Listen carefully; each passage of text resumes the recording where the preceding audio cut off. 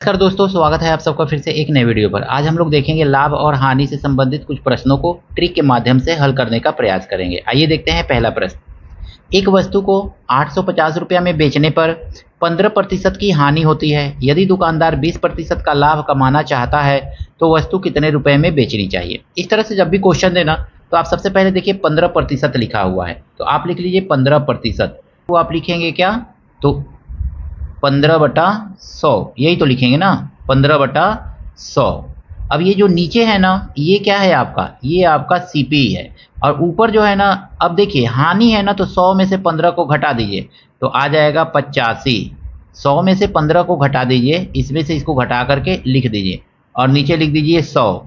तो ये ऊपर वाला क्या हो गया आपका, ये एसपी को रिप्रेजेंट कर रहा है और नीचे वाला जो है ये किसको बता रहा है, तो ये सीपी को बता रहा है। लेकिन हम जान रहे हैं कि 85 एसपी थोड़े ना है। 85 की जगह पर कितना दिया हुआ है, 850 दिया हुआ है। तो 85 यानी कि 85 बराबर कितना है, 85 बराबर 850 दिया हुआ है। तो हम देखेंगे यहाँ से पूछ रहा है कि 20% का लाभ कमाना चाहता है तो वस्तु कितने रुपए में बेचनी चाहिए। तो 85 बराबर 850, तो सीधा सीधा यहाँ पे लिखिए 1 बराबर 850 बट्टा 85, ऐसे लिख लेंगे। तो आपको क्या निकालना है, यहाँ पे 120 निकालना है। 20% का लाभ कमाना चाह रहा है ना, तो 120 निकालना है। तो 120 बराबर कितना हो जाएगा, तो 850 बट्टा 85, 85 और गुणे 100। तो इस तरह से आप क्या निकाल लेंगे कि 20% लाभ पर वस्तु को कितने में बेचा जाना चाहिए। 85 से 85 कट जाएगा तो बचेगा 10 यहाँ पे, और 10 का जब 100 में गुणा करेंगे तो कितना आ जाएगा, 1000 आ जाएगा। यानी वस्तु को कितना में बेचा जाना चाहिए, सॉरी ये 120 न है, 120 है तो 120 से गुणा करेंगे तो 1200 में वस्तु को बेचा जाना चाहिए। ऑप्शन नंबर कौन सा सही है इसमें, तो ऑप्शन नंबर सी आपका सही है। इस प्रश्न में कहा गया है ना, एक वस्तु को 1020 रुपया में बेचने पर 15% की हानि होती है। सबसे पहले ऊपर वाले के जैसा ही हम लिख लेंगे, 15% की हानि मतलब 15% बराबर हम लोग लिख लेंगे 1/15, 15/100 ना, 15/100। अब देखेंगे ना तो हानि हो रही है तो 100 में से 15 घटा दीजिए तो ये आ जाएगा 85/100। यानी कि 85 जो है किसको रिप्रेजेंट कर रहा है, 100 एसपी को रिप्रेजेंट कर रहा है, विक्रय मूल्य को, और ये किसको रिप्रेजेंट कर रहा है, सीपी को रिप्रेजेंट कर रहा है।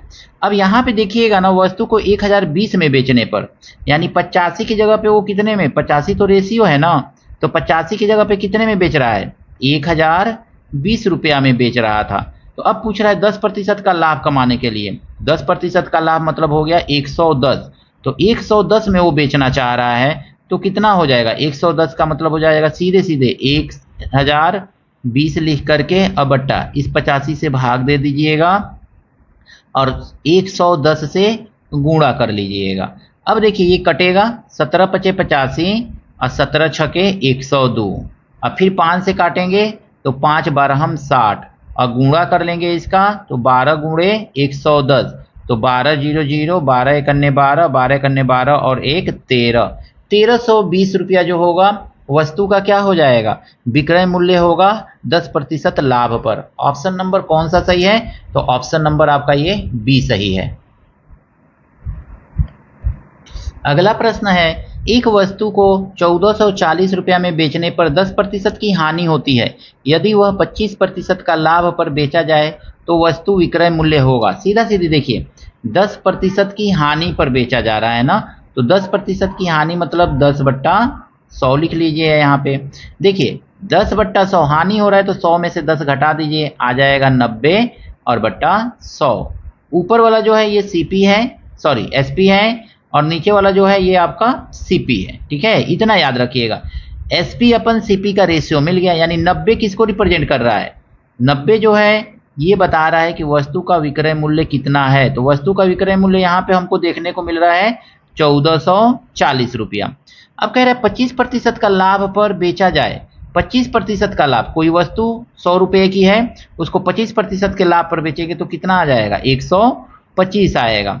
तो 125 का मतलब हो गया 1440 गुणे 125 और इसके नीचे किससे भाग देना है, इस 90 से हमको भाग दे देना है। 1 0 से 1 0 काट दीजिएगा, 9 से देखेंगे तो 9 एकने 9 और 9 छक्के 54, यही तो आएगा ना। अब इसको गुणा करके लिख लीजिए, 16 पचे 80, 16 दूनी 32 और 8 40, 16 और 4 20। तो इस तरह से आप देख रहे हैं कितना आ रहा है, वस्तु का विक्रय मूल्य 2000 आ रहा है 25% के लाभ पर। ऑप्शन नंबर इसका सी जो है सही है। आशा करता हूं ये सभी प्रश्न आपको अच्छी तरह से समझ में आया होगा। कहीं पर भी कोई त्रुटि है, कुछ कमी रह गई है, कमेंट करके जरूर बताइएगा। मिलते हैं नेक्स्ट वीडियो में इसी तरह के कुछ नए प्रश्नों के साथ। Thank you, best of luck.